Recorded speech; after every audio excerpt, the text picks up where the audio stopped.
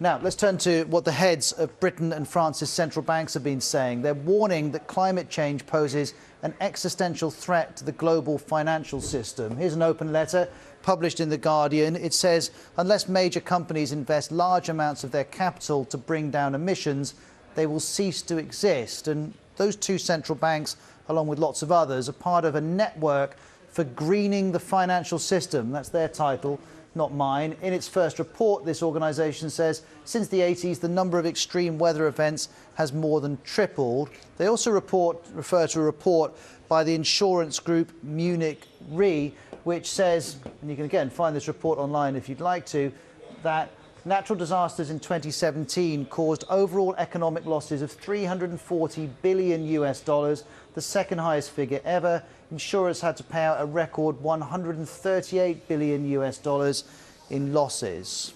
Well, London banks had another reason to think about climate change today, because the protests that have been going on all week, organised by a group called Extinction Rebellion, have continued. They are demanding urgent action on climate change. One demo was in Canary Wharf, a major financial district in London, as those of you watching in the UK will know. Two protesters glued themselves to the top of a train carriage. One of this group's demands is that the UK reduces its carbon emissions to net zero by 2025. That is far, far more ambitious than the current plan. Either way, however you want to approach it, this is the challenge. This is the increase in average global temperatures in the last century. That's obviously the article in The Guardian. Here's the graph, 1950, and it's gone up and up and up since. It's linked to industrial emissions, such as CO2, which trap heat in the atmosphere. The concentration of CO2 in our atmosphere is now higher than at any time in at least 800,000 years, and that's directly connected to human actions. And if temperatures go up, seawater expands and ice melts. And both of those things cause sea levels to rise, which in turn can bring major problems. For instance, melting is happening in both of the Earth's poles. This is footage from Greenland.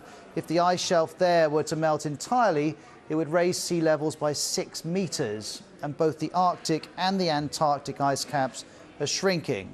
As I was saying, the effect of high temperatures and higher sea levels is more extreme weather and more flooding. For instance, this is footage from Hurricane Harvey in Texas in 2017. And as we've been hearing, repairing damage from these kind of events is incredibly expensive, and these situations could become more frequent. So, more needs to be done, say the central banks. They're getting involved.